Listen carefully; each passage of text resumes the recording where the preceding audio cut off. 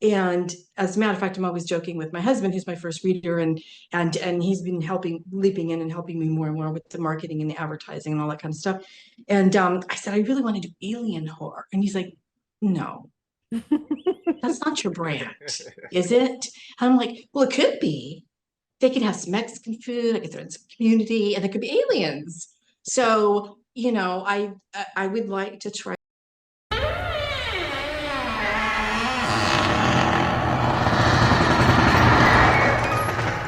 Welcome to Horrorsmith, the podcast, where authors and experts share the scares.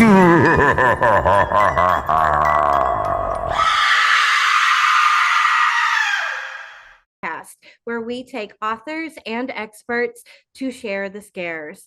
Our first guest today is going to be Christopher Bond. He is the first author in Horrorsmith Publishing's 2024 lineup with his novella, The Devil Came Down the Mountain. Christopher, thank you so much for joining us today. How are you doing? I'm doing fantastic, Lindsay. Thank you so much for having me. It's a pleasure. Yeah, thank you so much. Our other guest, not to be outdone, is the wonderful, the queen of environmental horror herself, Debra Castaneda. She is the author of the Dark Earth Rising series. Her latest one is A Dark and Rising Tide. If you haven't read that, I absolutely recommend it. That was probably one of my favorite books of 2023. It scared me so bad. And I live by the ocean right now. I'm about an hour away, and I don't ever want to step foot in it again. Never. If you haven't read that, if you're a fan of creepy monsters that you didn't expect, that one's right up your alley. Absolutely. Okay, Christopher, let's start with you today. You're on the clock. All right, I'm ready. Okay, so for the listeners of ours who haven't seen some of Horrorsmith's advertisements for A Devil Came Down the Mountain, I found it to be a really, really immersive, claustrophobic tale of isolation mixed with folklore and some psychological horror. Someone named Trey is underneath the earth, the Uinta Mountains in Utah, and he's experiencing something that many of us are never going to want to go through in our lifetime. So can you tell us, Christopher, where you got the idea to put Trey and Josh Bridges on this magical journey of dark tourism? Like, is that something that you're interested in, or? Well, I think it's actually the opposite. I think it's something that I'm terrified of. Okay. So I think that's where that began. I think fear of the dark, fear of claustrophobia. I think those have always been big motivators in my writing, as far as really delving into what I personally am afraid of.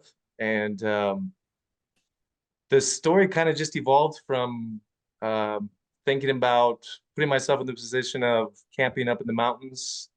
You're out in the wilderness, you don't know, when it gets dark, if there's animals around, what's lurking in the darkness. And then just, there being a cave, or, camping somewhere and there's a cave and you go to explore, and then, anything could be in there. So I think that's where the first seed of the story came from, that fear of being isolated and with the unknown all around you, So that's where the original seed of the idea came from.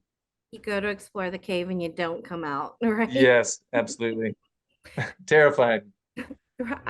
I could see that.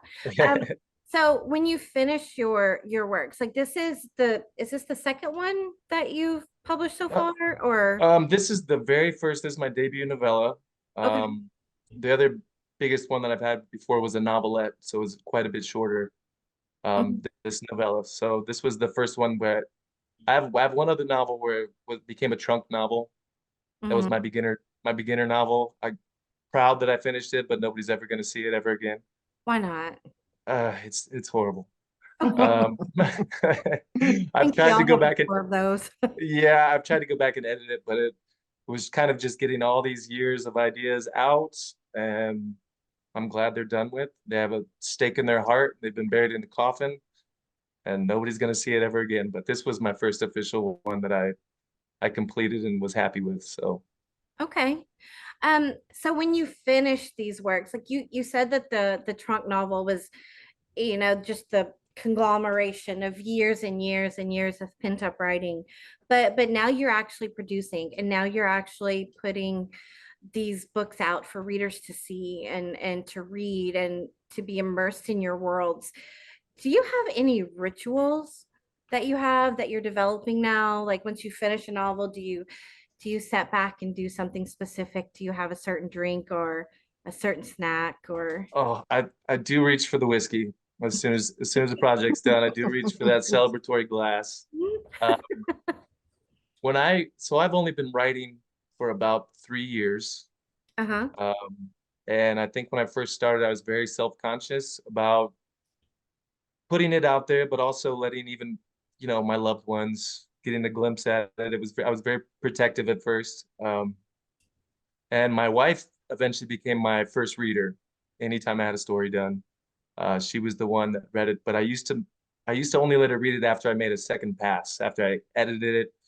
But I've kind of let that go now, and now she's my rituals are going. I go and print it out, hand her the copy, and then we make ourselves a drink and celebrate. So, and then I anxiously wait for her to give me some feedback without trying to be too needy. Do you do that too, Deborah? Do you have a celebratory drink when I'm done, or Well, or daring, when you sit up to your editor. um, I muck out my office is what I do, because by that time it's just an absolute mess. So once it gets to you, I go in and I clean my office and light some sage, or do You have whatever. to sage your office after you write about these creepy things that you write. Sage my office, wash my hair, clean the crumbs up off the floor. Yeah, there you It's go. just- it's a That would distant do. death. And then I have to redecorate for the theme of the next book. You decorate. That's How very cool. cool. That is a neat one. Okay. Yeah. So okay, so Christopher, I kind of want to go back to this dark tourism thing, because that was something that I can honestly say I've never heard of. And I have lived all over the country. I've lived a few places outside of the country because my husband is military. So Right. I I've never heard of dark tourism until your novel came out, or until your novella came across my desk. And so I'm very intrigued about how you stumbled across it.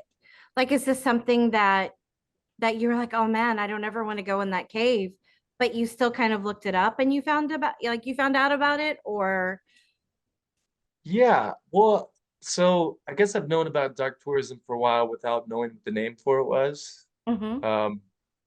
That's something that my wife and I, we kind of have like a macabre fascination with places. I guess just to get out of the way, dark tourism is when you want to visit places where something tragic has happened.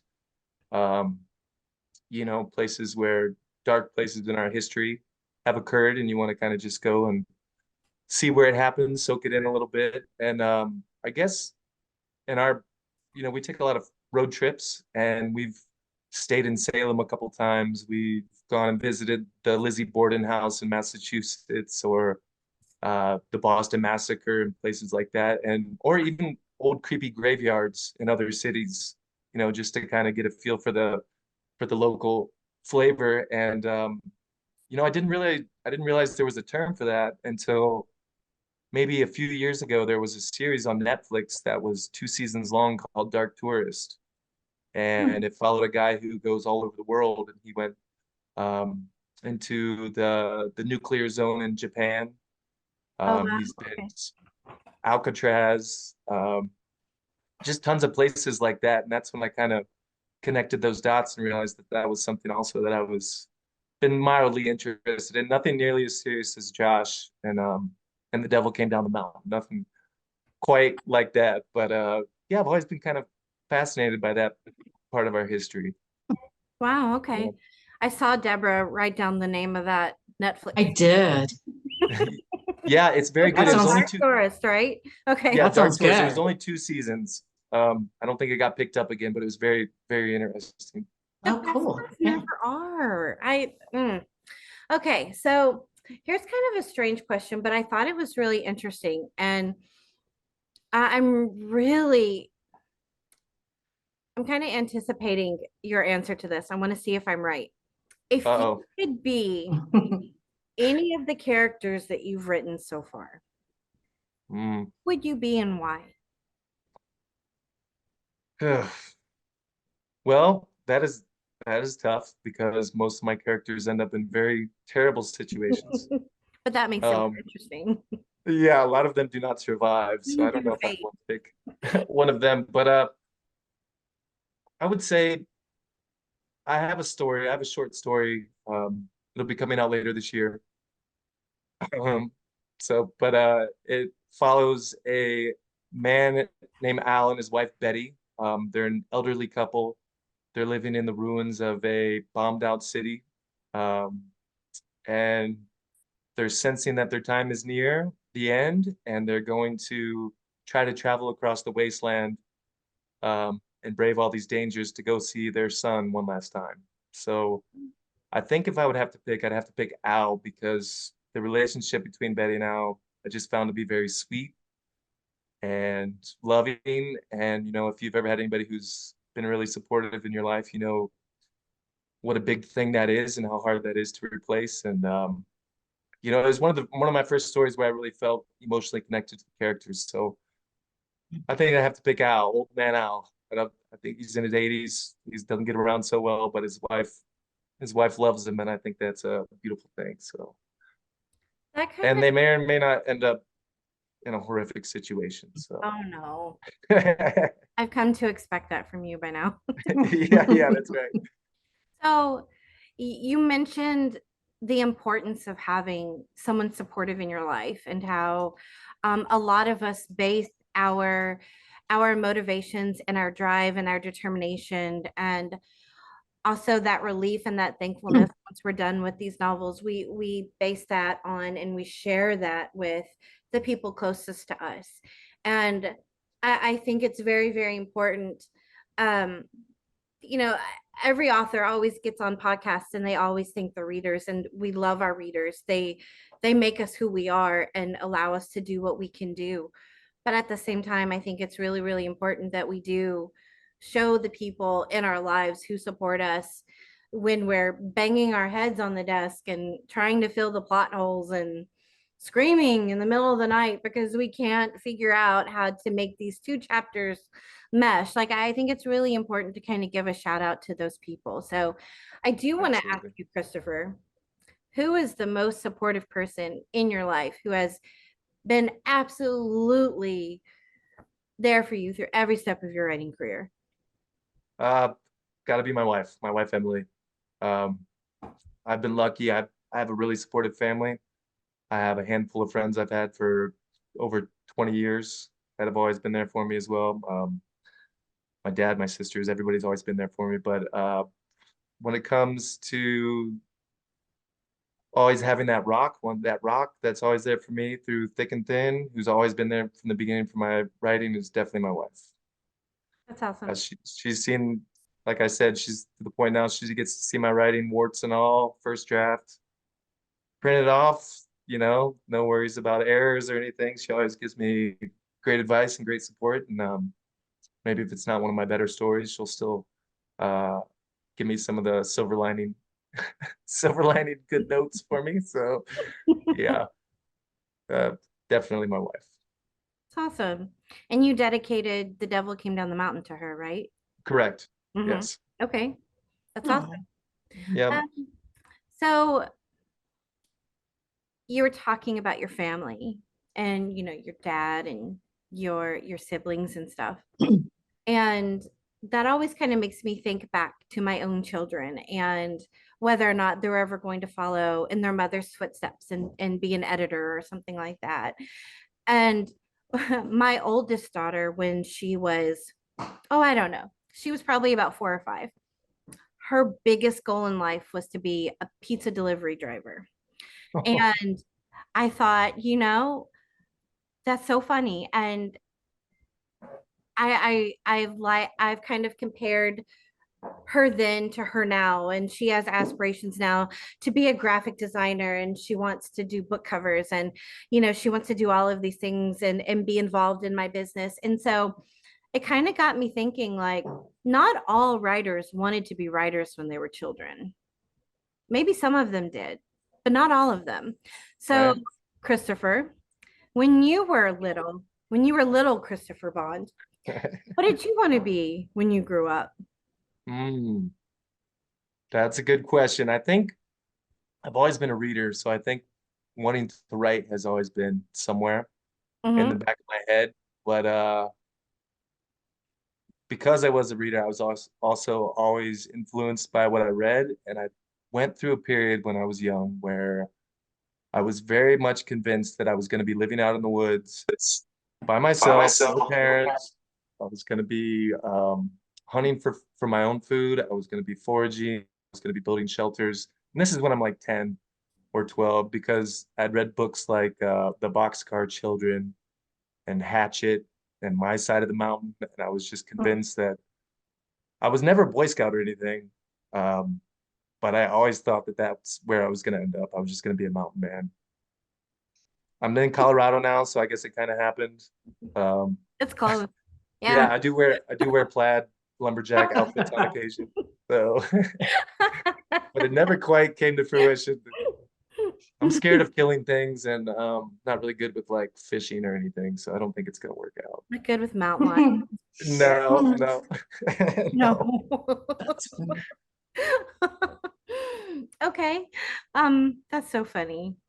I'm I was sure it was gonna happen. I thought it was something that a lot of people I thought it was a very common thing because of the books that I was reading at the time. I thought for sure it was gonna happen, but power of books, right? yeah, the imagination of a child. Okay. So we kind of talked about this before, and it's so funny to me how you said that you really wanted to be, this, live on the or live from the earth, mountain man, but at the same time, you're kind of terrified of that. Like Oh yeah. we were talking earlier about the dark tourism thing and how you um you see the cave and you're camping and you see the cave and you're like, oh man, what is going to crawl out of that in the middle of the night? And I recently saw a TikTok where these people were camping and they looked out of their tent and there's like 30 alligators just chilling outside of Oh the window of their tent. And I thought, oh my gosh, like, would not want that to happen to me at all. And no. it's very interesting for me to see how you've incorporated your the things that you fear and all of that into your writing. So would you say that, like, what part of The Devil Came Down the Mountain was you and that fear? Like, because you touched on a lot of things. I'm not going to give any spoilers for the people who read it, but there are 4 friends. So you can imagine the dynamics between these 4 friends who they have a history. They went to high school together. And like friends do, they have separated. They have their own lives. Some of them moved out of state, some of them didn't, some of them keep in touch more than others. And so when they all have their separate lives like that, their perspectives change and how they interact changes. And we see this, it's such a huge part of The Devil Came Down the Mountain, and it creates this psychological dynamic between the 4 of them while they're experiencing this isolation and the claustrophobia and the fact that they are inside of this mountain with tons and tons of rock above them and they cannot figure out how to get out. And then on top of that, there's the legend of the area and the people who disappeared and heard the voices of the dead, and that's a lot to unpack. What part of that is Christopher in there? Your fear, like what part of that is the deepest fear for you? Um, well, I have a very long list of fears in my personal life. Uh, but as far as the devil came down the mountain, I think the fear of at the root of it all is the fear of the dark, fear Mhm. of not knowing what's around you, um, fear of being so cut off and isolated from civilization or from your friends or from the familiar, that you're just kind of blindly moving forward and hoping that you're making the right decisions. I think that's very terrifying. Couple that with claustrophobia, which I have terrible claustrophobia. Don't get me anywhere in a near closed, tight space. I'm not a happy camper. Um, and I think those two things combined, and I think too, in the subject of darkness, I think it's very easy for your mind to, if you have an active imagination, I think it's very easy for your mind to paint the darkness with a million different terrors, a million different nightmares. And, you know, when these characters, these unfortunate characters are down inside the earth and it's dark and the walls are closing in on them and they don't know which way to turn. I think it would, outside of the novel, it'd be a very natural place to be completely terrified and completely freaked out. That's kind of the core of what I tried to tap into when I was putting myself into these characters. I think you did a great job with that. I was listening to a podcast with Joe Lansdale on it, and he said that you need to write like everyone you know is dead. And as a beginning author, I took that to heart because it's very easy. Um, it hasn't really gotten easier the more I've written, but especially when I first started, you do tend to think about what's the reader going to think of this? What is my family going to think of this? What are my friends going to think of this when they read it? Is this something, and you kind of, if you write like that, you're not going to be able to reach your full potential. You're not going to express yourself the way that you would. You're not going to be original. It's going to come out pretty, um, copy cookie cutter. It's really easy to stay safe, and you're writing, being creative. That's not a place that you need to stay safe. That's a place where you're exploring your fullest potential. And I think if you let those things stunt your creativity, then you're not going to be you. It's not going to be an original thing. So I do take that to heart. I've heard a lot of good advice about technical aspects, but for me, the mental part of it has always been the part that I need to really get into shape. So yeah, got to write like everybody you know is dead. Just go for it. That is great. And I'll tell you a little story before I kind of respond to you. Um, I wrote a horror novel a few years ago, and I've since taken it down because I didn't edit it like I edit my clients' work. So I'm in the process of redoing that, and I'm going to re-release it. But it has, I don't want to call it, it's not really a sex scene, but it's graphic in a way along those lines. And I found out that my great uncle, who's like 83, read the book. Oh, I still cannot face him after that. And it's so funny that you I just remember my jaw dropping and I was like, oh, mhm. oh no. Yeah, I wish someone absolutely. had asked me first. But that is actually, I think that's so huge that you mentioned that, because I have seen, like, I work with a lot of brand new, this is, my debut novel authors, and a lot of them are like, I'm terrified of anyone I know reading this. And I think that that fear really does hold them back, especially from a developmental standpoint. Like, you could insert so much more emotion and so much more suspense or fear or any of that stuff, like you can have the mechanics to your writing and that doesn't go away, but that emotion and that connection to your characters and to your plot, if you do have any inhibitions that are clouding you, like if you're so focused on like, oh my gosh, who is going to read this? My mom. Oh no, I don't want my mom reading this. But if my dad reads this, you know, it's, you know, maybe they're going to look at me the same. They're going to ask me what's the matter with me. Like that's something that I hear so much. And if you do that, you're not hearing your story and you're not hearing your characters anymore. And so that is so crucial. And I'm so glad that that was your option. That was Yeah.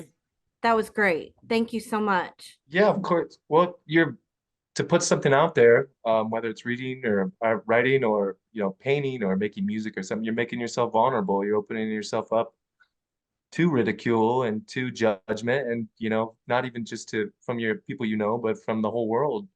Um, the way the world's connected now. So Right. it's very easy to want to protect yourself, and I think that's not where great art comes from. I don't believe so. Right. I love that. You know, one of the things that I see a lot of, and it absolutely breaks my heart as someone who is as involved, especially in the horror community, as I try to be. I see so many authors who, in various stages of their writing career, are completely terrified about just, putting their work out there. They've either gotten a bad review or they've run into another editor who kind of, tore apart their work with the red pen. They have not gotten sales. They've not seen anyone recommending their books. There is so much against us. There's so much that can tear you down and so much that can subtract from just the joy of writing that a lot of authors give up. And I want this to be a podcast where we speak to that part of them and we speak to that little voice that tells them that they shouldn't do it anymore. And I want this podcast to be where we uplift them and we tell them why they should. And we give them the motivations that we have in our lives that keep us writing so that maybe they can reflect and find that in their own.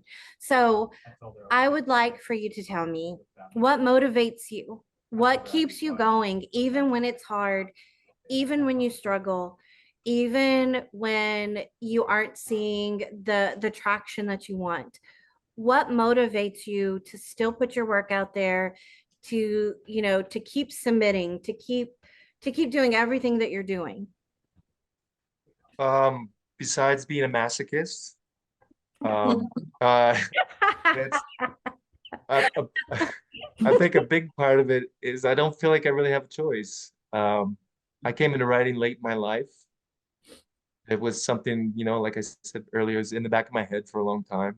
I've been a reader, avid reader since I was a small child, and I came into it late in my life, and I found that once that faucet got turned on, there really wasn't a way to turn it off. So a big part of the perseverance is just I feel a need that I have to keep going.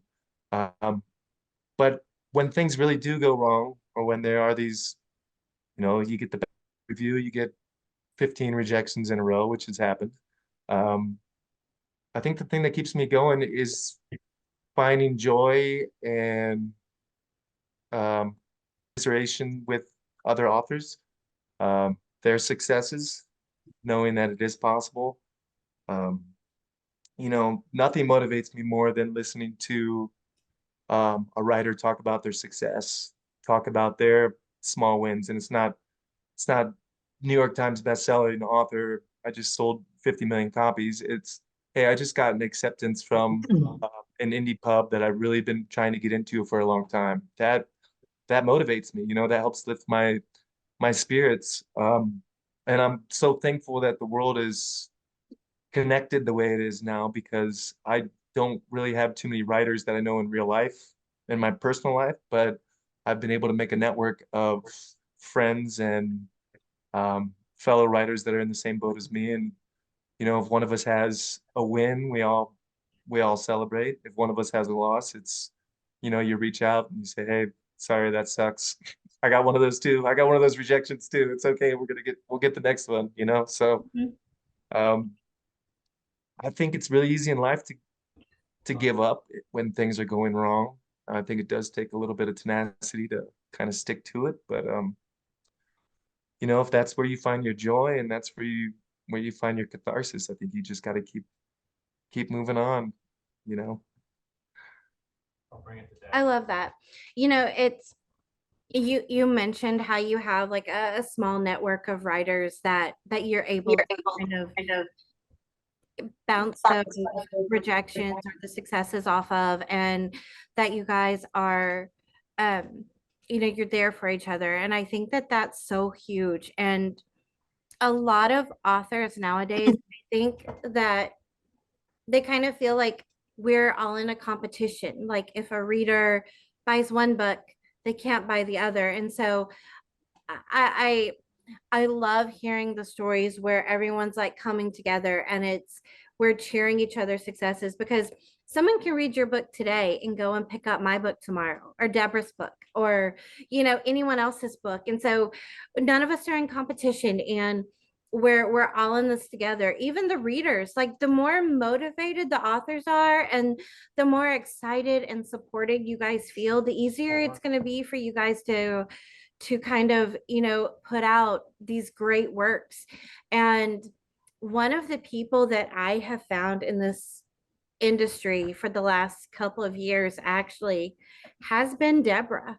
She is an author's author. She is so supportive of the up and coming authors. Every new release she's sharing, she's reviewing, she's so involved, and she's so interactive with the horror community. Like readers love her, authors love her. She's fantastic. And like Debra, I don't know if I've ever told you, but like how I see you interact with everyone, it means so much to me. I'm sure, like I've seen you share stuff about Christopher. I've seen you share stuff from some of my other author clients when I've shared it, or you've commented on it, or like that's so big. And I love that about this community. I love that about both of you. Like Christopher, I've seen you share Giles' stuff, Eric, his Yeah, work absolutely. coming out. Yeah, I love that. I love that. That just speaks to my little black heart. It's fantastic. Thank you so You much. wouldn't think of a bunch of people that write horrific, terrible things, but I find it to be like one of the warmest communities I've ever had Right, the they're pleasure of being so a part of. nice. Here at Horrorsmith, we believe that you're only ever in competition with yourself. You can only be better than who you were yesterday. You're not in competition with another author, another publisher. You're not in competition with the person next to you in traffic, another reader, the person in front of you in the grocery store line. And so we would like to kind of take a little bit of time every week to suggest a course, a book, a program, whatever it might be that is going to help you kind of reevaluate your publishing goals, your business mindset, your publishing mindset, your process, how you approach things, that sort of thing. Whatever we can do to help you, help you. And this week is going to be a little bit more author focused. Readers actually might be interested in it as well, but it's definitely author centric. A lot of us are very familiar with Kindle Unlimited. We know what that means. It means that an author puts their books in Kindle Unlimited and readers have unlimited access to them.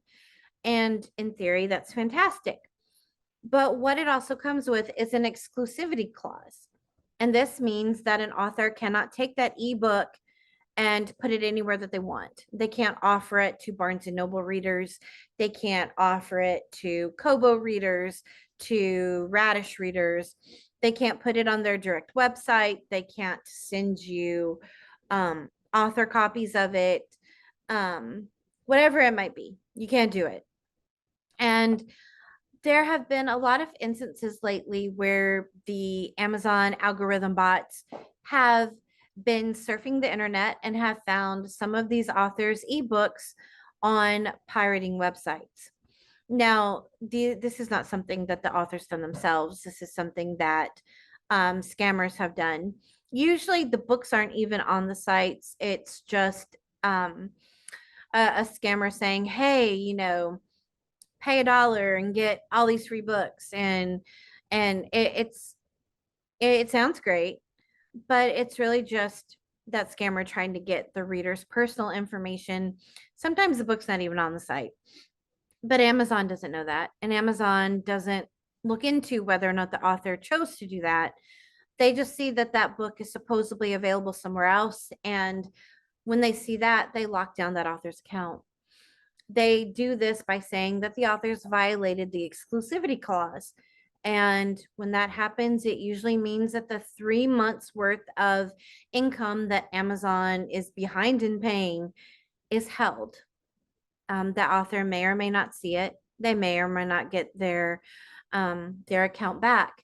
When this happens, if an author is exclusive with Amazon, if they have not done any marketing outside of Amazon and built up their readership on those different platforms, that's their entire income.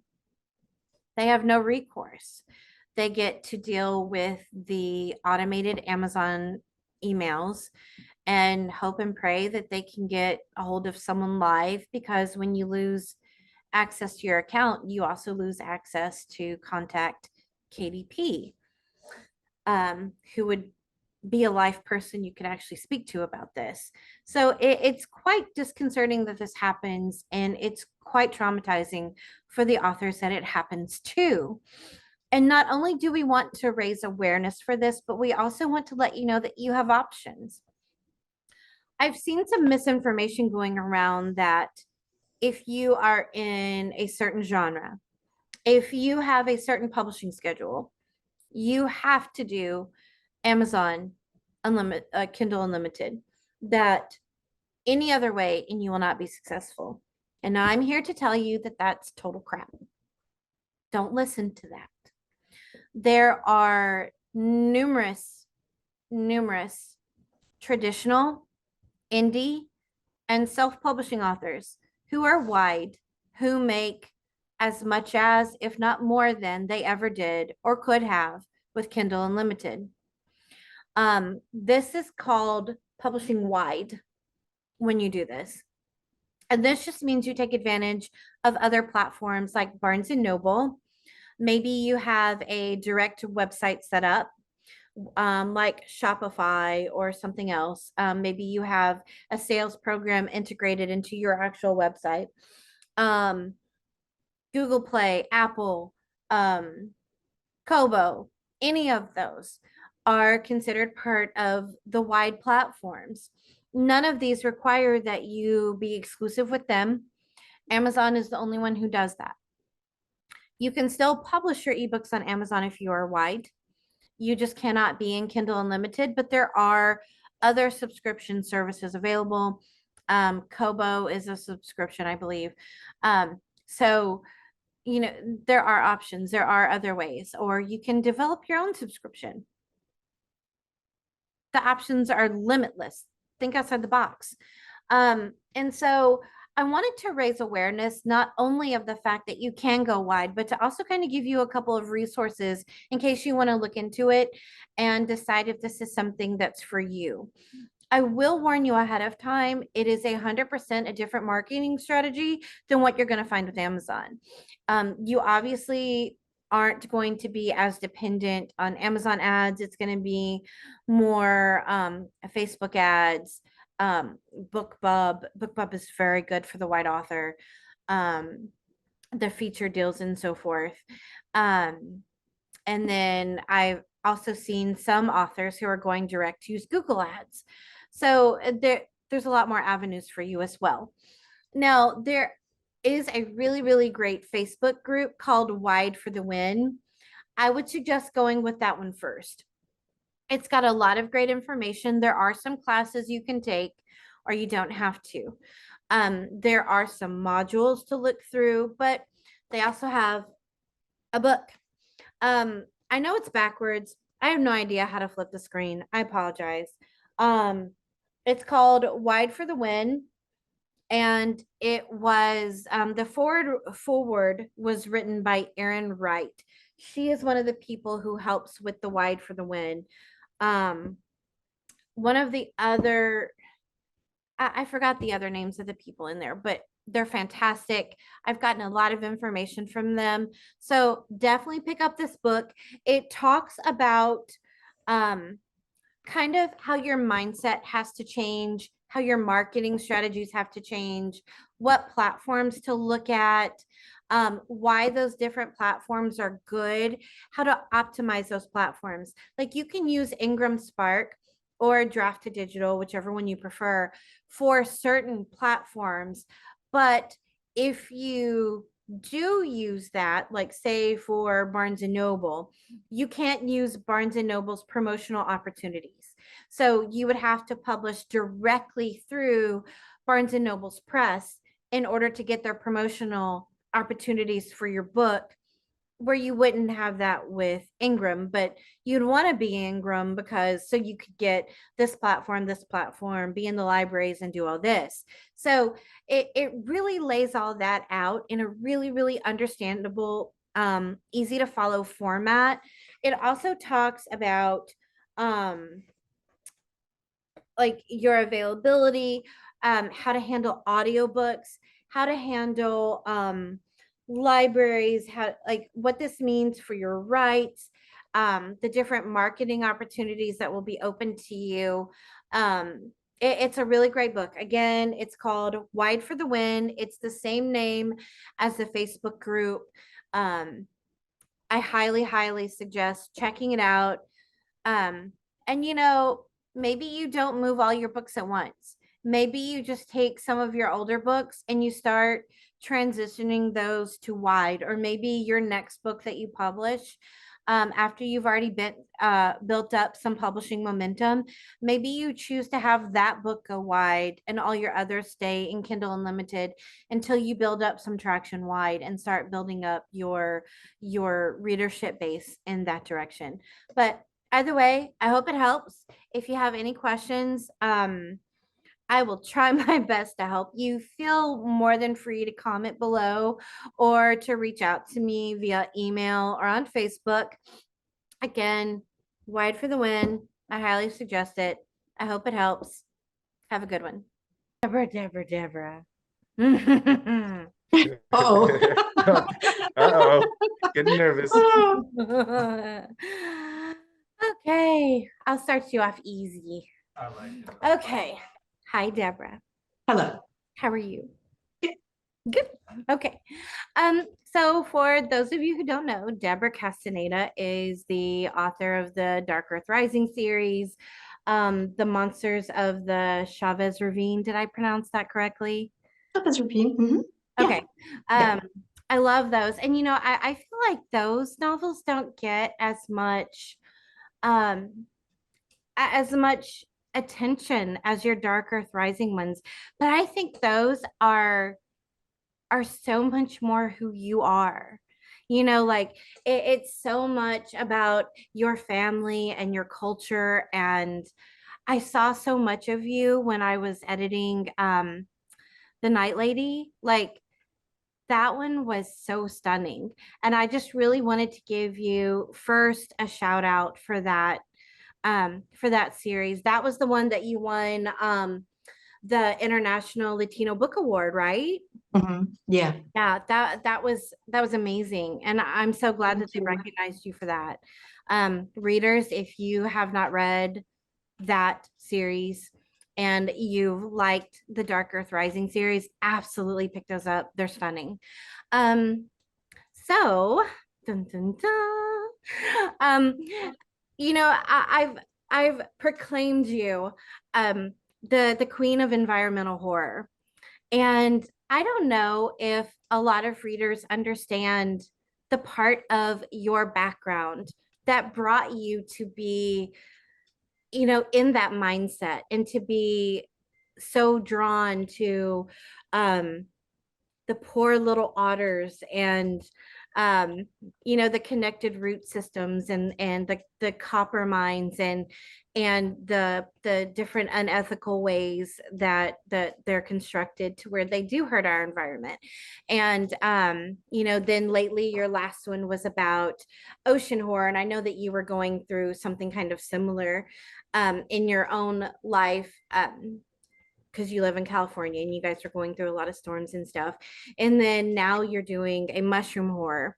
Can you kind of tell us like what's motivated you? Like what life experience did you have that brought you to have that be kind of like your main focus?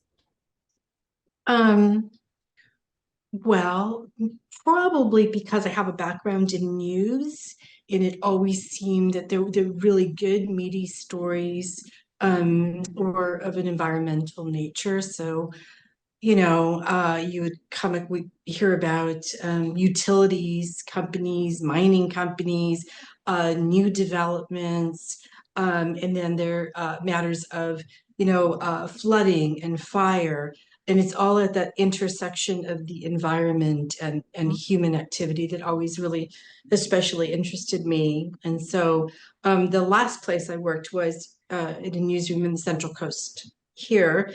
And so one of the big issues were fires, woodland fires. But the reason they're so treacherous here is because new housing communities have gone up near them.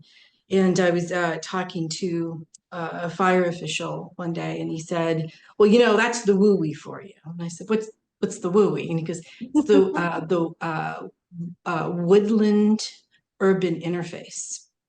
And he said, "We're putting houses where there were no houses before. And so we're subjecting the houses and the people in them to environmental dangers, flooding and fire.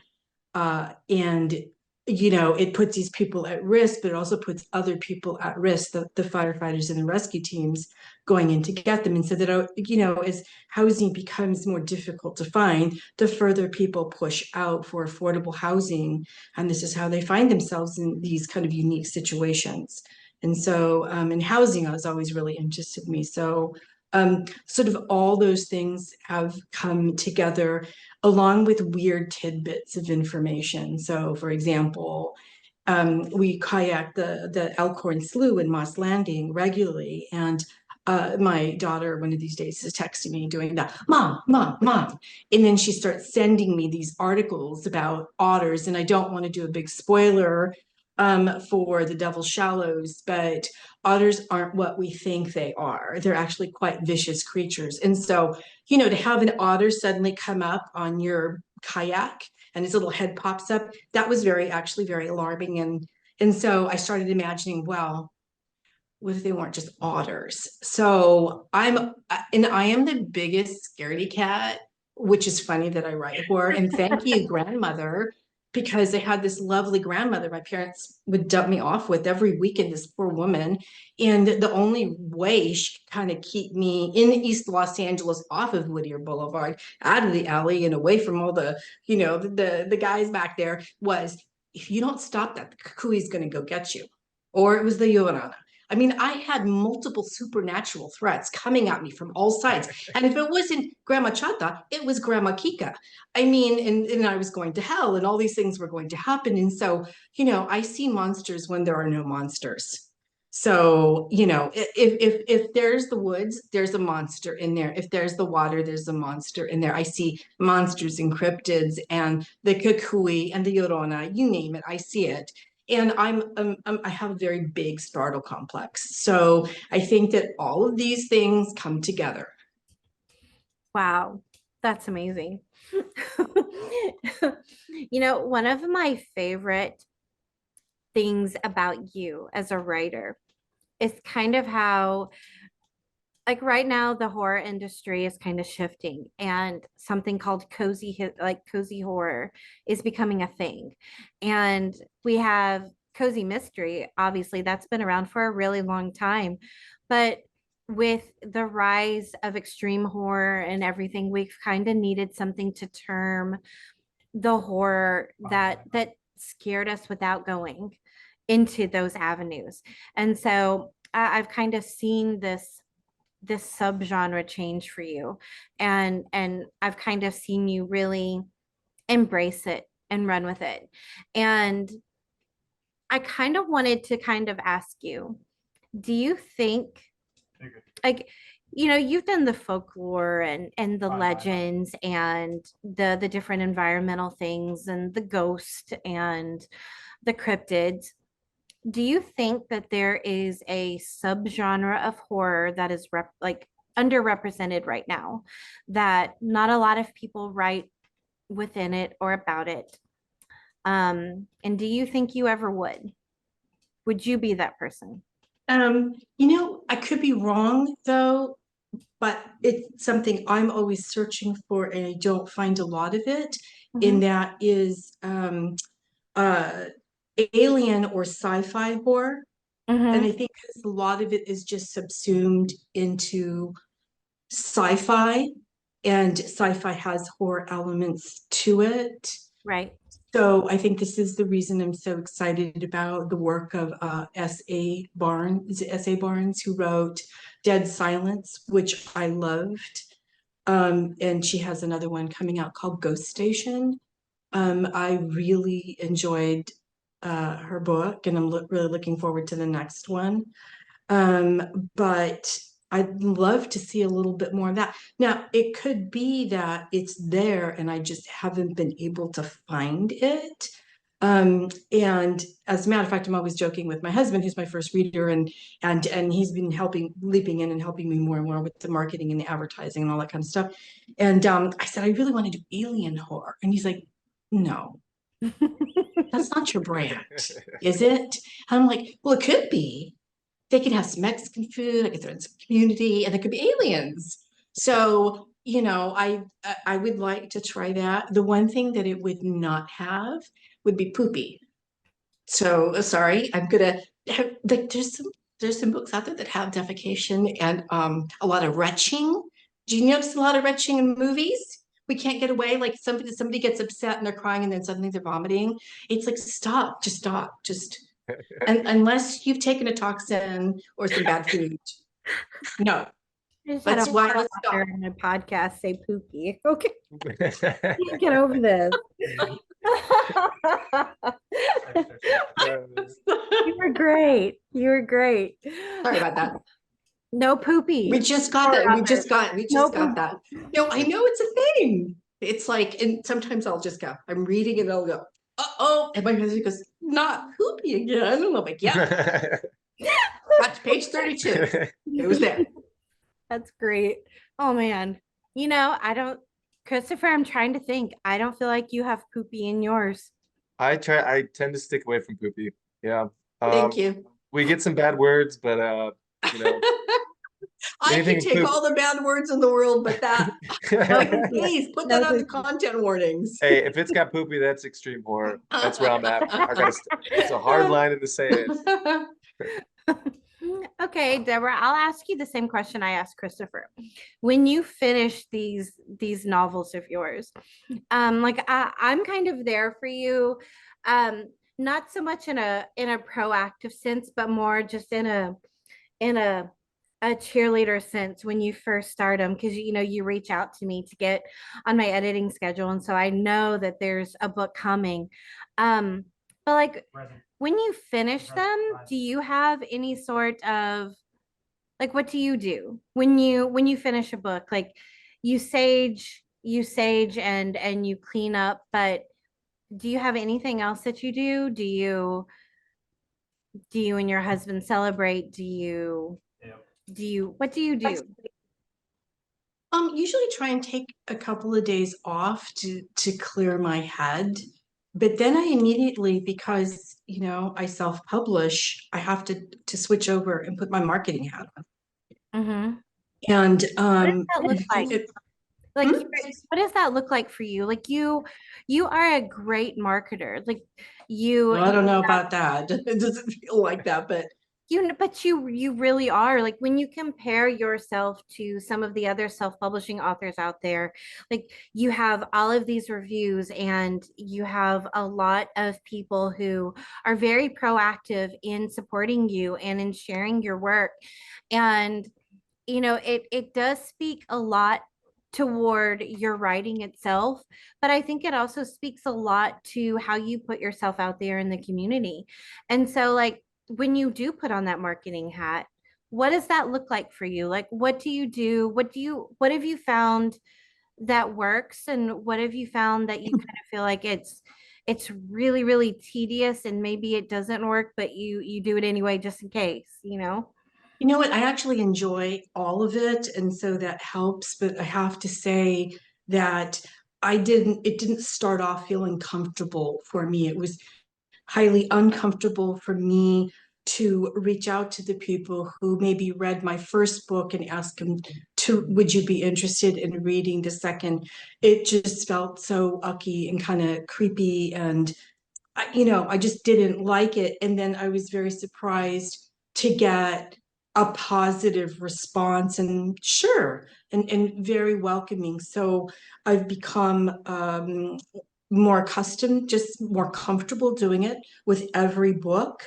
And maybe the first book I reached out to just a couple of people, and then the next book a little bit more. So with every book, I try and challenge myself marketing wise.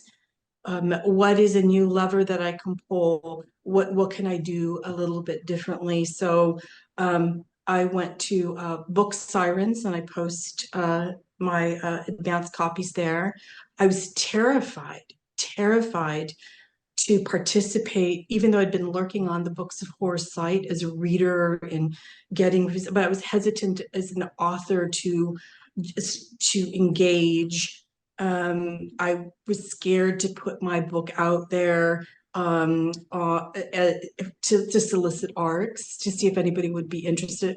It sounds silly because there are people there who really want to read advanced review copies, but I was very intimidated by that. I also thought maybe my books aren't their cup of tea. Sometimes you see a lot of, no, I think we talked about this. I felt that not so much now, but there was a lot of extreme horror fans and being very proactive with their books. And I'm like, well, I'm at the other end of the spectrum, and are the people there who are going to even be interested in what I have to write? And so I was really delighted when people started talking about cozy horror. It's like, oh, okay, I'm good with You that. have Lane. Yes, Right. yeah. Okay. So you talked about how reaching out to your readers was something that you weren't very comfortable with at first.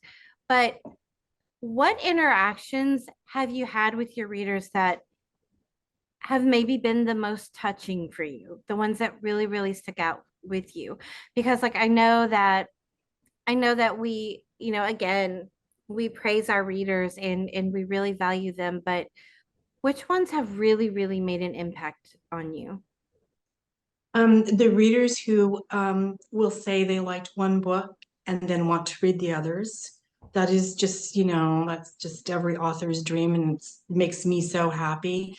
For me, it's come from hearing the readers of The Monsters of Chavez Ravine, because my mother and her family were among the evicted families. And so when I was advertising for that book, people who had either parents or grandparents or family who lived in Chavez Ravine were like, there's a book and it's a fiction book and a book with monsters. And they went out and they bought it, and then they came back. I don't know how they even did it. They came back to the Facebook ad and they said they liked the book and that they bought it for a relative, etc. But then the most touching thing was, my family lived on Bishop Road. Did your family know my family? And they would share photos of their family, and then they would tell about their experience with the eviction and eviction trauma and where their families ended up. And so I made some friends that way. And I made a friend with a woman whose picture made international headlines when she was 6 or 7 years old. her mother was arrested, and it was captured by, I believe, the LA Times. And her photo with her crying and her hand on her mother's back as her mother's hands are cuffed, and the sheriffs are going to haul the mom away in Chavez Ravine during the final days of the evictions. I got to talk to her and ask questions about what she remembered of that day. And so, she said my story touched on what it was like to live there, that sense of community and sense of place. I never lived there myself, so I'm delighted that I got the details right for those people. And that just means everything in the world to me. Wow, that's amazing. Thank you for sharing that. I'm sure we all want to be able to write something that touches the people around us like that. And I don't know that as horror writers, I don't know that we ever get the opportunity to do that as much as, as much as the other genres do. Like, I certainly don't know that I want to meet someone who's ever, run into something like the Devil's Shallows or survived The Devil Came Down the Mountain. I may be a little scared of them after that. Um, but I love that you were able to make that connection. I think that's so rare for horror. That's amazing. Thank you for sharing that. When I first met you, you had just won that International Latino Book Award. And I thought that was so exciting. And I was so excited for you. And I didn't even know you. But, that kind of spurred this question. And I don't know if that award will be it, if that award will be your answer, but what is your proudest accomplishment as a writer? Like in your entire career, like you've been doing this for a few years. So like what is your proudest accomplishment? And it doesn't have to be the award, and it doesn't have to be, the orange tags and the bestsellers and things like that. It could be anything. But what was that moment for you? I finished a damn book. It's hard. It Every is. writer who finishes a book has a mountain to climb. And the fact that, all our mountains are whatever. And so, I did not grow up thinking I could be a writer. I come from a blue collar family, and my parents were not readers. And the only reason I was taken to the library was because a teacher had told my dad, she likes to read in class, and does she have any books at home? And my dad said, no. And she said, then get off your ass and you go take her to the library once a week. That's what my dad said, that he got the business from the teacher. And so he did. And he would sit and read magazines, and then I was allowed to take out books. And that's how I became a reader, but not until, like the fourth grade, because I didn't have it. There were no books in the house. And so, and then the family, they didn't have that, the educational background. I had to fight to go to college. Literally, I had to break away. It was very painful. That whole story with me going to college was very hard. So all of those things came really hard for me. And the fact that, I ended up writing and starting in news, and that when you talk, Christopher, about starting writing later in your life, I'm like, does he know how old I am? Because I am the poster woman for the extreme late start writer. I could not do what you do and so many other writers do, which I so admire, is writing with other responsibilities, with, family and kids. And then I had badly aging parents and all of that. And so I got, as many people are, sandwiched, by all the responsibilities and a 24/7 job. And I couldn't write until I didn't even attempt it seriously, writing a book, even though I wanted to, until I was able to step away from that job. And so, for anybody who ever says, I can't, some people can, and I'm like, oh my God, that's so amazing that you can. You really all need to pat yourself on the back, but also cut yourself a break, because sometimes, may have to wait a little bit. but so it's such a pleasure to write now. But I'm also trying to cram in like a lot of writing fast because, my on-ramp is so much shorter than everybody else's. I'm like Fred Flintstone, with the legs, just going as fast as you can because, I don't have the decades in front of me that other people have. And so I write like there's a gun to my head or they're about to set my office on fire. Go, go, go. And it could be that's my background in news too. So, but never say never. It's never too late. That's right. Yeah. I agree with that. I love that. Me too. Like I don't know if I don't really talk about how I got into the industry very often. I don't really get the opportunity to do so. But when I first started, I was a stay-at-home mom, and I had been a stay-at-home for like 12 years, I think. I homeschooled my kids. That's all I did. And my husband was military. I followed him all over the world, and um, I started, and I had been writing since the fourth grade. It's so funny when you mentioned the fourth grade, I was like, oh, that must be like a pivotal moment in all of our lives. And so like I started writing then, and I started writing poetry. And my fourth grade teacher, her name was I think her name was Julia Joyner, I think. Janice Joyner. I don't really remember. Her last name was Joyner. I've been looking for her since, actually, to tell her what an inspiration she was, and I haven't been able to find her. But I I wrote when the pandemic hit, 2020. I decided I wanted to write a book, and I wrote the book and I published it, and nothing happened because I didn't understand what in the world I was doing. No sales except for people who knew me. My cover looked really, really bad. Some people still have those, and I've begged them to please throw them away so I can give them a new one. So there's none of them out there. But I did everything wrong I possibly could have done wrong. And then I thought, what am I doing? This is not me. I'm a perfectionist. And I put myself through my editing courses and my editing training. And I, here I am. And so that was a mere 3 years ago, but I just turned 41. And so I've kind of kicked myself that I didn't start editing back right out of high school. But at the same time, it's like now I can look at everything with that wisdom that you have now. And I can really, really speak to the fact that it doesn't matter where you come from. If you are a stay-at-home mom and your entire world has revolved around your children, if you have worked a 9 to 5, if you're young, if you're old, it doesn't matter. If there's a story, it deserves to be told. And if you have to write 5 minutes every day before work, or right on your lunch break, or stay up late like I do when your kids are finally in bed and there's not so much chaos going on, like make it work. Yeah, squeeze that time in when you can.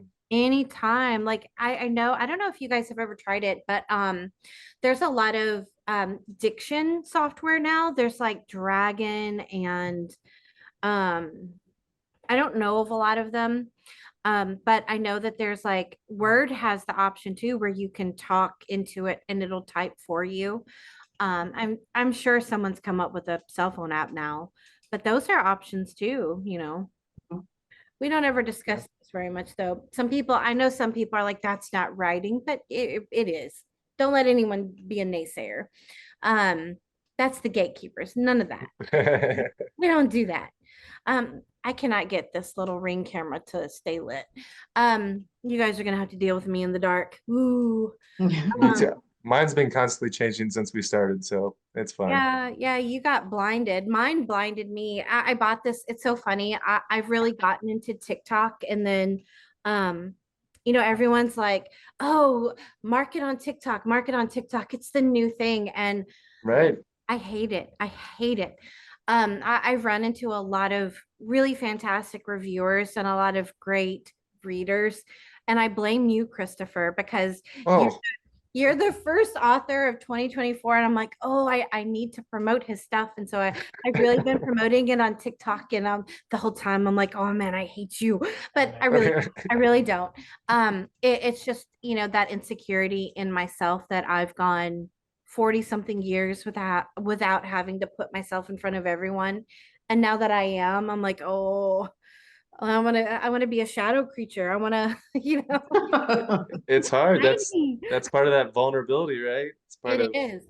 But putting yourself out there. yeah, but the TikTok shop, oh man, that'll make you buy things that you should not. And I bought this little camera that is supposed to not it's not even a camera, it's like a light. And it's supposed to like attach to different things and make you look more professional. And it just draws attention to me, and I don't know how to work it. Just use the freckles filter, whatever that thing that it's like. Have you seen the videos where women do the filter, no filter? Uh-huh. And they were talking about this in the book talk community. There were in the discussions about pretty privilege and book talk, which was sort of a fascinating rabbit hole to fall down. And there was a couple of women who I didn't know that they were using a filter, and then they took off the filter. And I was like, it was not the same person. It was incredible. And I'm like, what they call that? Well, okay, turn your filter off, Deborah. Right? No, I mean, this was a transformative filter. I mean, hair, makeup. I mean, wow. What was that called again? Decades, decades wiped off. It was, 41? No, I'm 20. No. You said 21, right? I totally did. Totally. I'm a savant. No, it's really funny that you mentioned that, because when I was going through and trying to set up the Zoom, it gave me the option to give you all mustaches during the podcast. And I thought, oh, that would be so funny. And I then think you did it. I know. Look at that. See, double mustache. Yeah. So realistic. And it reminded me, everyone with the pandemic, a lot of people went to Zoom and podcast, and everyone did their meetings this way.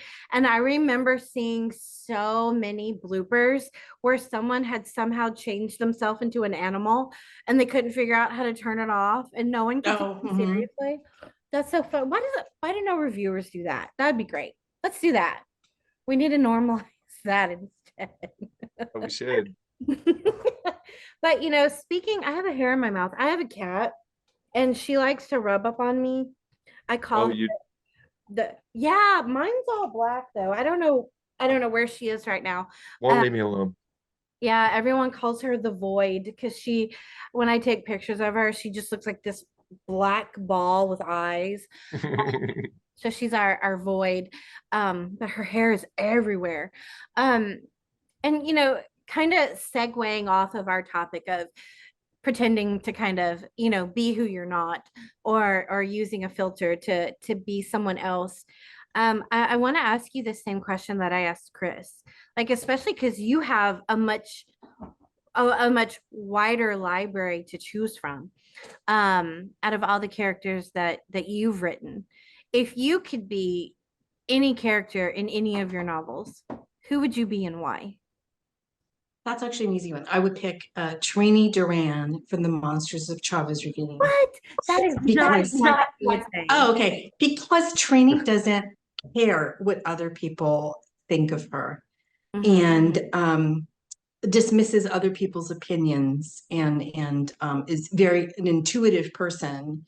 And so I kind of spent a lifetime paying too much attention to what other people said, and probably didn't lead the most authentic life. And so it would have been nice. And besides, she can use a slingshot. Yes, very important. Yeah, that would work well with your mountain man thing. I know. Jeez. I always thought I'd be using a slingshot a lot more often than I do too. Right. I would have actually said Leah Shaw from The Copper Man, because Hmm. I always think about you with the journalism background and all of that. And so I'm like, oh, she's definitely going to say Leah Shaw. I have this one in the bag. I'm glad I didn't bet money now.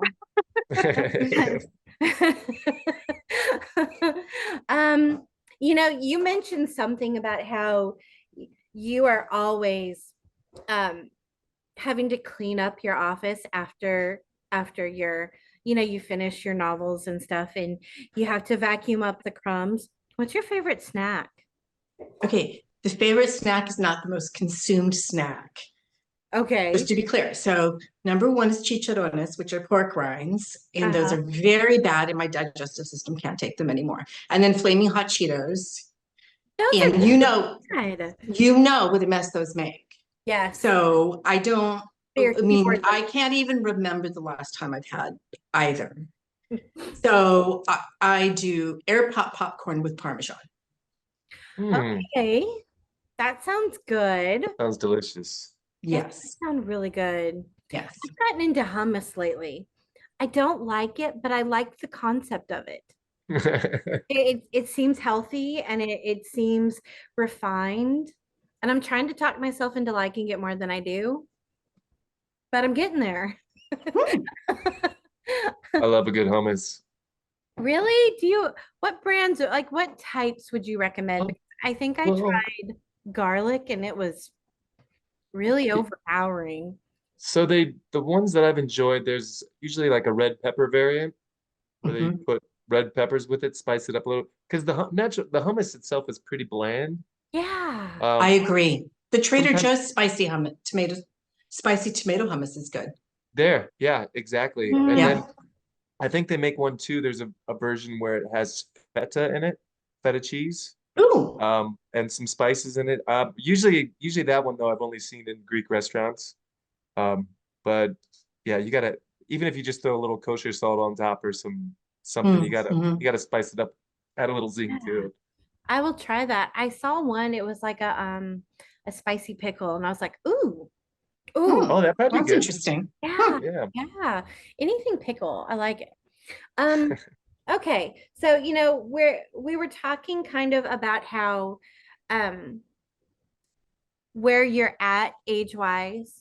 You don't look a day over 29, Deborah. Your filter's working. Okay, that now we're talking my Aunt Vita territory. She was like 90, and then when she died, no one knew how old she was. So yeah, it's gonna be 29, like that. There you 29 go. forever.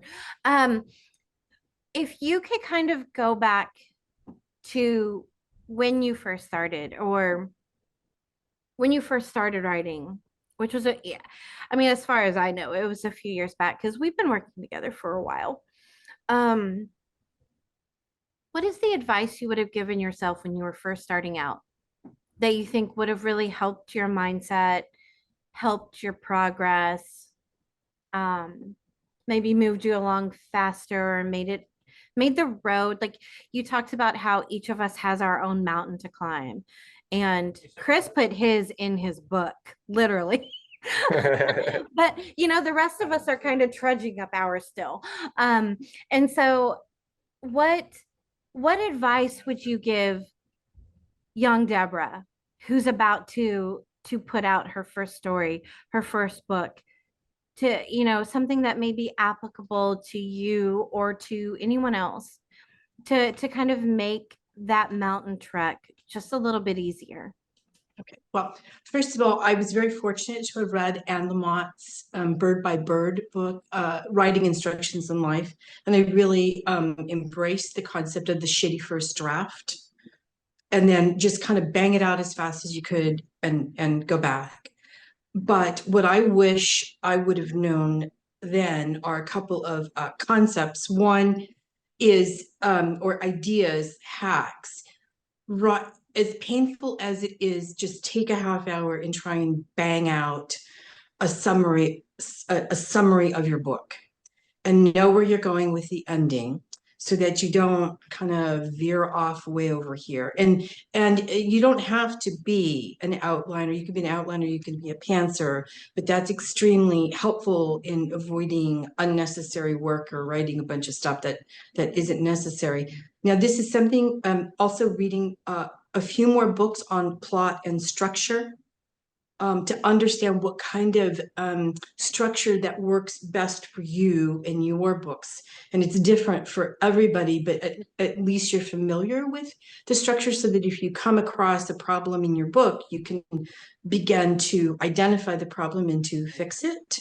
And so I later developed, I started using kind of an outline for mystery and suspense, because that's also what I like to read. And that's a structure that I sort of intuitively gravitate toward and understand. So it's easy. So that's something that I use for the most part. Now it's so ingrained, I don't even have to do it. It's just kind of there. And then there's a concept that I just learned about, and I'm like, see, this is the learning never stops with writing. But I went to one of the largest indie book conferences in Las Vegas, and I went to a couple of sessions on craft. And and these were mostly romance and fantasy writers, but they kept talking about the butter. And then somebody would be saying something, and people in the room would shout out, "It's the butter!" And I'm like, "What's the butter? What's the butter?" So, and I forgot to ask what, because we went on to other topics. And so finally, somebody talks about universal fantasy. And I thought that they were talking about like universal fantasy as in fantasy and science fiction. It's not. Universal fantasy are the butter in the book that makes your book delicious. So they said, if in Julia Child's, when she cooks, she uses an incredible amount of butter in everything that she cooks. And that's why it's so darn tasty. While people who use universal fantasy in their books are those things that people like, just no matter what the genre. And you have to figure out what those nuggets are that people connect to. So, for example, I didn't even know that as a concept. And then I was like, oh, okay, that's why people seem to like this thing. Now, whether it's the ragtag group coming together to overcome the monster, that's a little bit of a universal fantasy. The Secret Baby is a universal fantasy.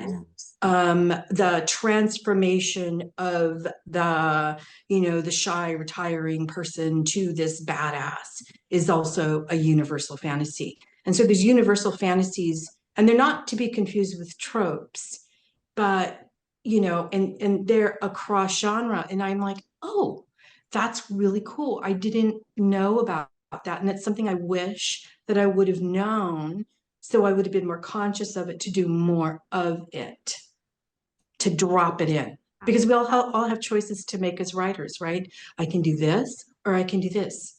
I'm going to choose the one that is slightly more delicious. Right. Yeah. Yeah. So there are books on universal fantasy. That's marvelous reads.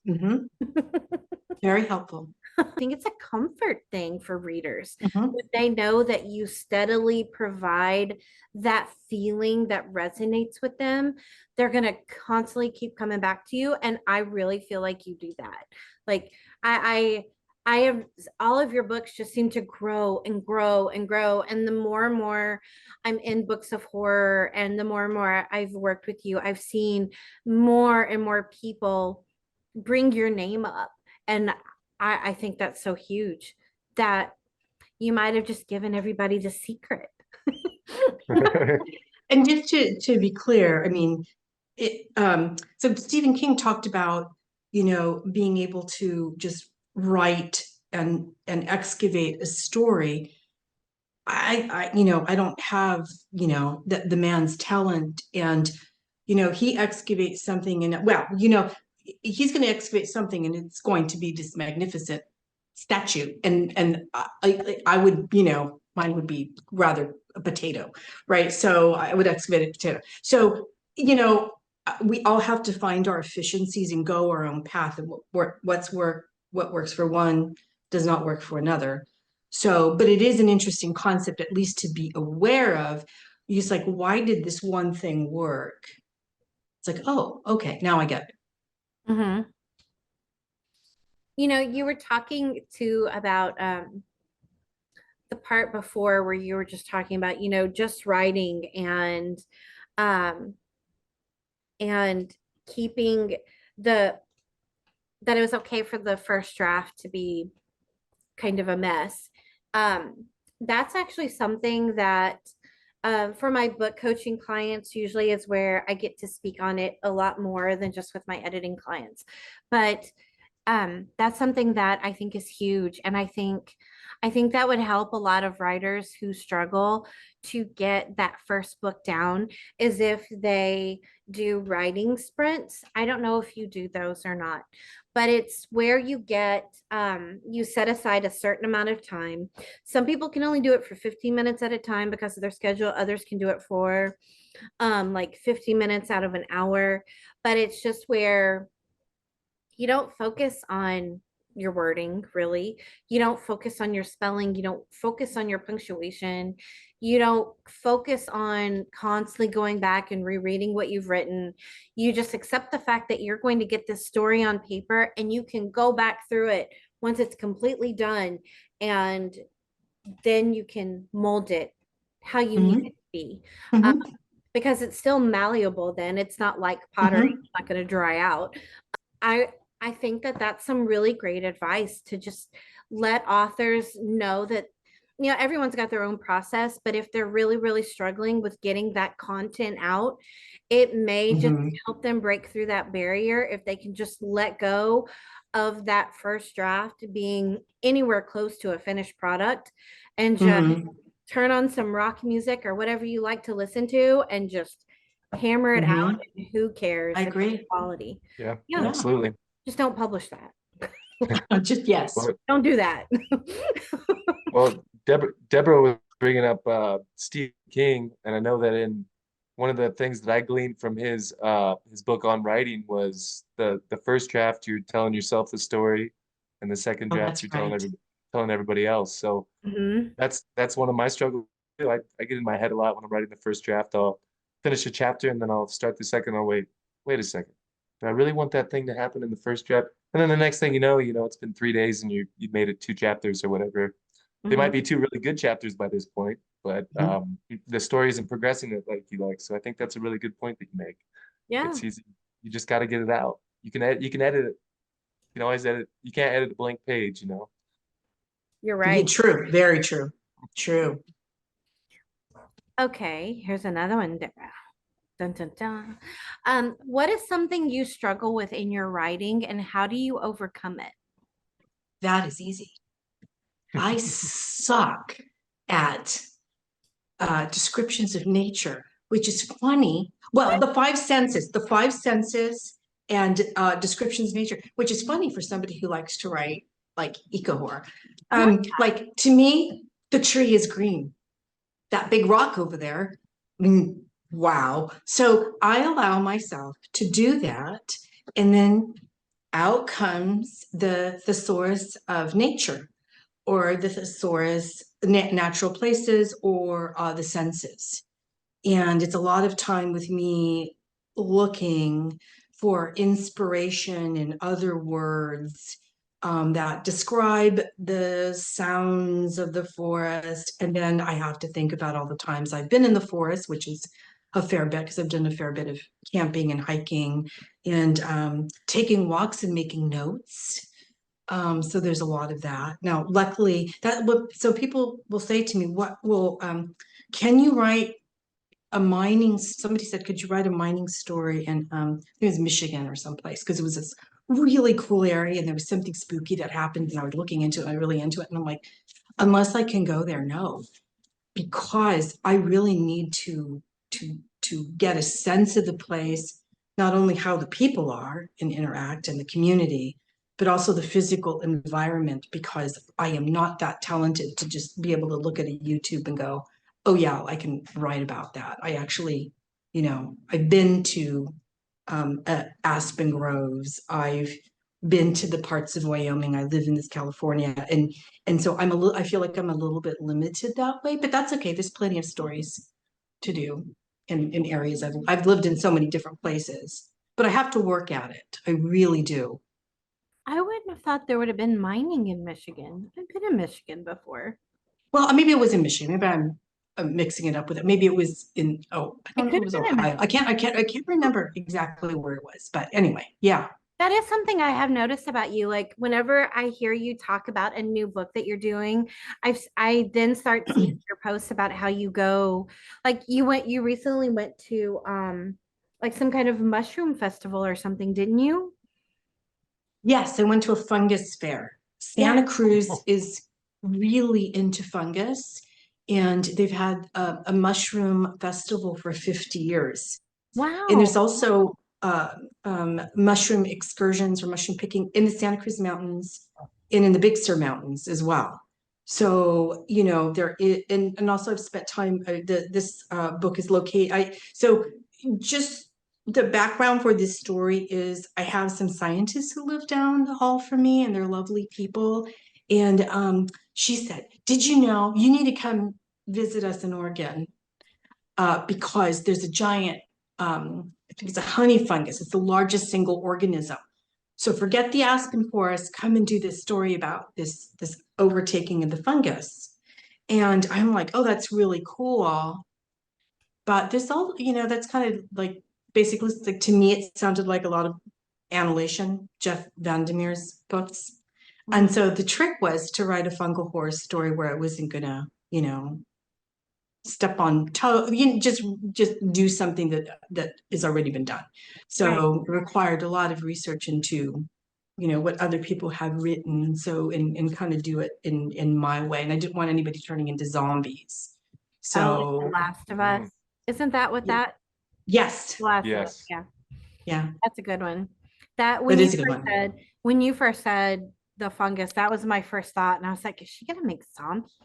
I love zombies. I A love. lot. I'm waiting for one of There's these. a surprising number of people who have asked, is it's going to be a zombie book? And I'm like, I don't think I could write a zombie book. But anyway, no. Yeah, how would you research that? That's a good point. You Lots of know, movies and TV shows. right? Yeah, but I want someone to do something. I love zombies. I love them. They're near and dear to my heart, but they are so monotonous. I wish someone would do one that's really, really new. Like, I don't know what you can make a zombie do that's new, but I I want, thought The Last of Us was pretty great.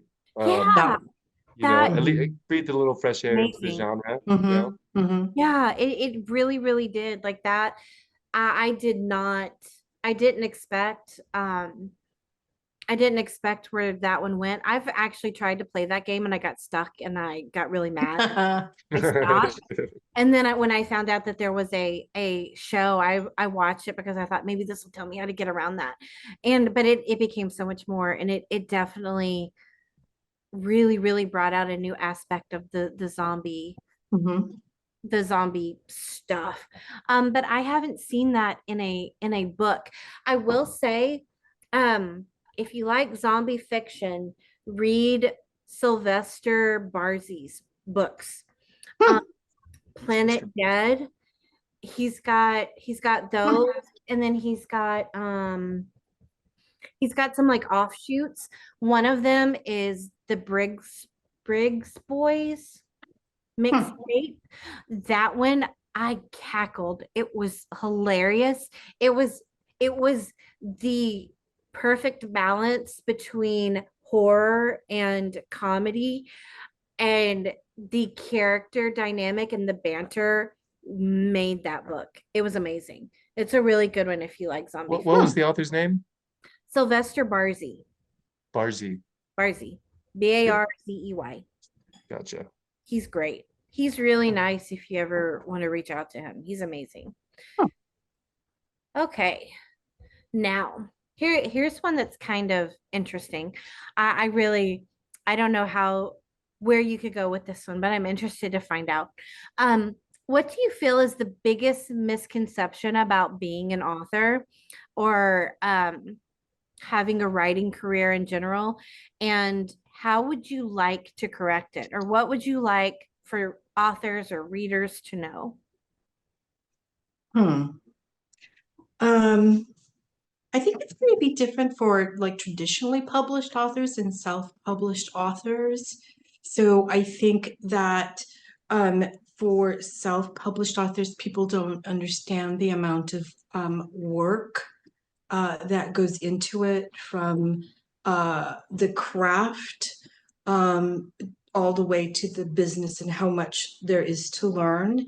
And the learning curve there is incredibly steep, and that this isn't just, someone sitting at their computer just going, typing and then just hitting publish.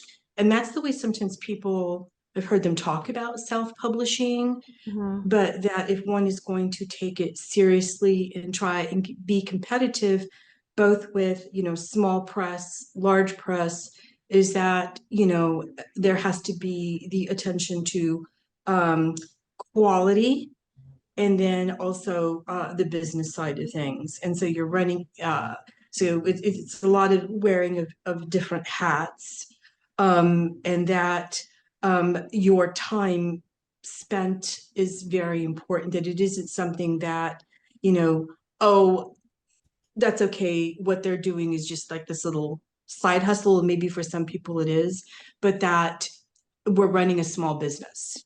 Right. I And agree. yeah. Yeah. And so some people have said, these self-published authors, and they're just dashing off and just throwing it up on Amazon. I think there probably are people who do that, in the lower, putting out lower quality work across all genres, and probably in the more lucrative one. And maybe horror being a smaller genre, I like to think that there's probably less of that, because I don't think you go into horror with hopes of making a lot of money, because your pool of readers is smaller. It's definitely, a labor of love. And the more niche one is in horror, the more of it can be a challenge to find the number of readers to support and sustain you. Mhm. So that's what I would say. I would agree with you. I've seen a lot of, I keep referencing the Books of Horror Facebook group. And because that's one of the biggest horror groups I've seen that are just Mhm, dedicated to horror. There's a lot of them. I think there's like psychological thriller, a group that's mhm, even probably bigger, I think. I think mhm. that one's in the I think so too. Yeah. 100,000s or something. Um, but I have seen people say, like, when they're asking for recommendations, they're like, no self-published authors, please. And I think that there is that I wouldn't call it a gatekeeper mentality necessarily, because I don't think the readers intentionally are trying to gatekeep. I think they are speaking just from experience where they have run into um, some of the books that you specified, where the quality was not what the reader expected. And I, I think I think that we do have that as an issue in our genre, with any genre. And Mhm, as an editor, I see some of the choices that people make in writing groups that I think some authors or even readers don't necessarily see. Um, I have seen some readers be like, oh, well, they just need, their editor did a horrible job, but maybe that person didn't hire an editor, or maybe the editor was not qualified to be an editor, because the mhm. editing industry is not, um, we're not watched. Not regulated. Yeah. Yeah, There's no, we're yeah. not regulated. We don't have a governing body that makes sure that those of us who have the credentials, that there's no one that makes sure that we keep up to date on all of our certifications that we can have, or that we are tested on how language changes. There are a lot of us who do keep up with that, and then there are people who are beta readers who have no formal editing training or education or experience. And they're like, well, you know, I found a typo. I'm going to be an editor now. And that's not how that works. And okay, this one is going to be a fun one because I think that you have a really good grasp on the horror industry and you're friends with a lot of different horror authors. Um, and so I think this one's going to be really, really insightful. What do you see as the biggest opportunity or challenge facing the horror writing industry in the next 5 years? And how are you planning to kind of get ahead of that or to take advantage of that? I think horror, like all the other genres, we're going to continue to see, with the ease of self-publishing, more books coming to market. And then we're going to see more formerly traditionally published, maybe go to small press or even self-published. So we're going to see a lot more books flooding the retailers. And that I don't think that because horror doesn't lend itself to series as well. So there probably has been less of the fast release concept that you see in some of the other genres. But there will be more books to compete against to get eyes on your title. And so I think that's going to be a big challenge for people in the horror community, just like in, romance and urban fantasy and mystery and thriller and crime. So I think that there's going to be more of an emphasis on quality and readers knowing what they like and looking for it and being more discerning about what they're picking up and choosing. And I would say to anybody out there is, to make sure that your cover is professionally done. I think there are some people who are gifted with design skills. I know that if I were to attempt it, and I'm pretty good with the tools that are available, I would win awards for shitty cover of the year. So, that's not, and then there's also, the image, there's also the image, and then there's the way the font and the graphics all come together. So, a really good book cover design that's professionally done, and a good editor. And so to make your product as best as it could be, and to take the time on the craft to make sure that the quality is there, in that everything is all working together for you as your author brand, that you're delivering a consistent product. And not say you can't change subgenres within horror, but that your blurb is working, and that you have a cover that's going to attract attention, and that you have an updated website. And I think that's one of those things about the website is, I think we do them as authors. It's like, oh my God, we got to get the website, and you go and you throw your heart and your soul and you make it look really great, and then they forget about it and they're not updating their website. And so, for example, there are some authors whose books I've been interested in. I'm like, oh, that looks really cool. I want to read a little bit more about it, or what's that person's background? And you go to the website, and the book has been out for 6 months and it says coming soon. They have not updated their website, and then they haven't updated the back matter on their books. So, there's no call to action at the end of the book. Sign up, whatever that is. If you're trying to push people to your newsletter, you're trying to get people to read the rest of your books, the back matter is out of date. Now, if you have 50 books, that might be kind of hard to do, but I think that all those little bits of the puzzle have to be, like, it all has to work together. You said about the back matter. I have actually seen some people who have they've kind of come up with like little QR codes for the back. Yeah. Like about like if you want to find out more about this author, find out more about what the author, like other books by this author, they have like these little QR codes that would work for like if you have a paperback. I guess it would work if you have like your phone and a Kindle too.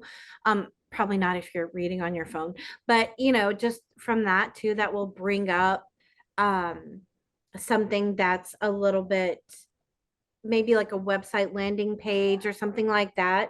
So that way they don't have to go back through and constantly update all of Mhm. these That's books. a good idea. Yeah. Yeah. Yeah, that's a really great. I'm glad you mentioned that because that's such an easier tool to do. I mean, Mhm. like I personally like it when I see like maybe like a blurb or the next book cover or like if it's a publishing house or something, I like kind of seeing if they have some of their covers listed. But if, like you said, if someone has 50 of their own books and they don't necessarily have the means to hire a publishing assistant to help them with that, Mhm. like, hey, can you go through all those books? Mhm. QR code would be a really Mhm. way. Um, one of the things I kind of want to backtrack to what you said, you were talking about the importance of getting a professional cover, professional editing, and I am 100% on board with you. I could literally scream that from the rooftops all day long. My question for you as an author who has achieved the amount of success that you have, because like let's be realistic, you've won awards, your books have hundreds, almost thousands. I think one of them is over 1,000 maybe. But you know, hundreds of reviews. You are literally recommended for every single trope that someone is, you know, has any kind of questions about in books of horror. Like you are where so many authors want to be, and you're telling them right now that that cover and editing is huge and that is so important. So how would you then respond to the ones who are like, well, I cannot afford that, I can't do that, I can't afford that? What would be your response to that? How would you advise them to work around that? Or like what kind of tools could they have to work through that until they can afford it? Well, there are custom book covers, but then there are pre-made book covers. Mhm. So in the beginning, that's what I bought. The Root Witch, which arguably is the most popular book cover I had, and it spawned the idea for creating an entire series that were all then custom. That was a pre-made cover. And Oh wow. and I Love those covers. it was incredibly affordable. And it was, when I saw it, I thought I have to have that cover, and I bought it immediately. But if you can buy a shirt, a $40 or $50 shirt, you can afford a book cover, a pre-made book cover somewhere.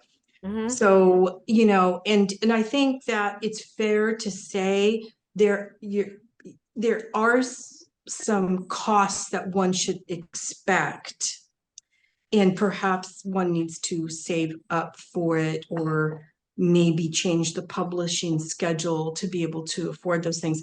Now, editing is expensive, I get it. So what I would recommend is if one can afford a pro writing aid and push it through numerous passes and using the reports to see where things are going wrong, get it into as good a place as one can, and then buy your book, how to edit your own book. And that combined with, is there someone who can, you know, who's just starting off, that maybe you're not 100% sure of their skill set, and give them a go.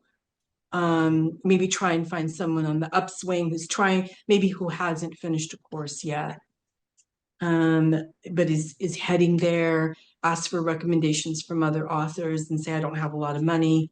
Is there someone I I can try, but be prepared to do some of the work yourself. Right. I fully agree with you. If you heard me, but yeah, Deborah, thank you so much. I love how positive you both are, and I think that getting that kind of advice and motivation and just that mindset help from someone who has been through the obstacles but still is positive and still is pushing forward. I think that's so huge, and I think our industry needs more people like you guys really speaking up and really being a driving force and pulling the horror community where it needs to go, versus some of the people who are a little bit more discouraged by it. So really thank you both for being willing to come on this podcast. It was my first one where I hosted. So I appreciate you guys allowing me to be silly and allowing me to jump on my soapboxes and being patient with me. You two have made this such a pleasurable experience, and I'm really thankful.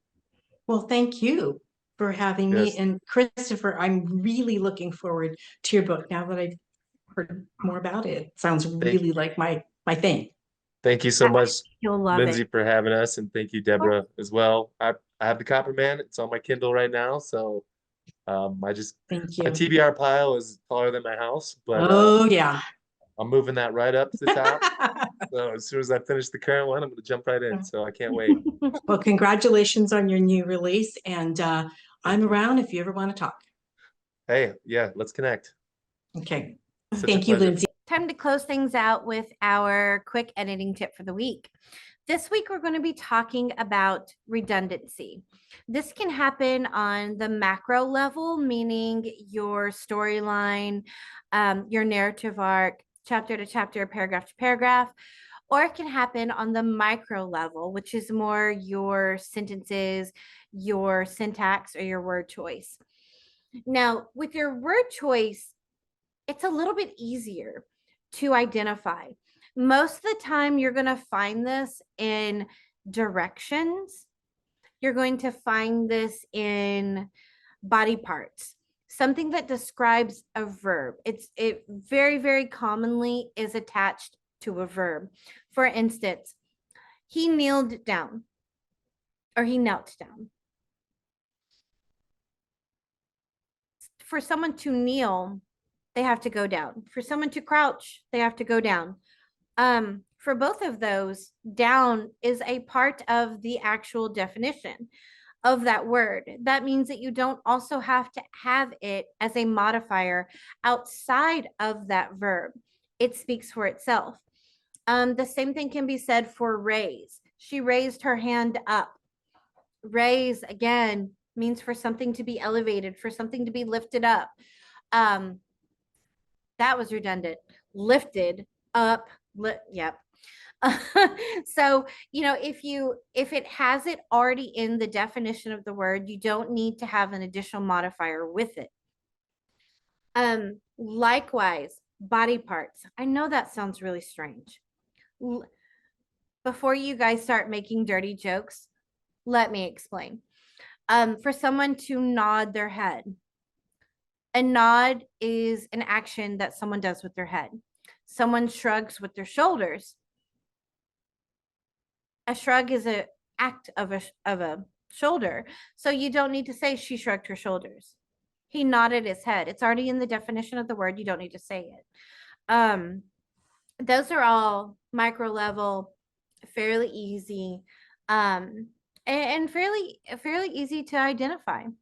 Now for the macro level, this is where your readers are really going to be taken out of the story if you do this too much. And I've seen a lot of authors do this mainly with character motivations, character intention, character experiences, anything that they feel is going to justify what a character does for the reader. And a lot of times they feel like they have to reiterate this because maybe the reader may forget, maybe the reader won't understand, maybe whatever happens in this part of the book doesn't make sense to the reader if they don't reiterate why the character did it in the first place. I'm here to tell you, you don't need to do that. If you mention something in chapter 1, that's fine. That's great. If you mention it again in chapter 10, you don't need to do that. If you feel like you need to add additional information. It doesn't need to be a reiteration of what you said in chapter 1. It needs to be an adding on to, a building of. You need to progress your narrative arc or your subplot with this additional information. If you give the same information that you did in chapter 1, that's nothing new. That's not going to push your story forward. In fact, it's going to make the character or the reader feel like they already read that. Why is the author telling me this again? I already knew that. And too much of that can cause a reader to stop reading your book. But if you are constantly providing new information, that's going to keep everything moving forward, and your reader's going to be less likely to notice. So let's say your character is having a psychological break. Let's say he's doing some vigilante stuff. And let's say that the reason why he's doing it is because in chapter 1, you told your reader that he lost a important member of his family to a pew-pew. Well, in chapter 10, you don't need to reiterate Bob lost his family to a pew-pew. You need to say Bob lost his mom to a pew-pew. So now in chapter 1, we get told that he lost someone very important to him to a pew-pew. Chapter 10, we get told that it's his mom who got lost to a pew-pew. And maybe in chapter 20, you find out that Bob was the one who had the pew-pew and did the pew-pewing. So, each individual section still references back to that chapter 1 information. It still reminds the reader, oh yeah, Bob lost somebody important to him. But you're giving the reader the information, oh, that's who it is. Oh yeah. Oh, poor Bob. Oh no. And then you swing on them and you're like, oh, nope. Bob was the one who did the pew-pewing. And so each of those gives additional information while also echoing back to that chapter 1 information, therefore making it not redundant, still reminding the reader what happened, and still making your character motivations and intentions clear. So I hope that helps. You guys have a good one. Thanks for listening to Horrorsmith, the podcast. Beware, the scares may stay with you. We'll see you next time.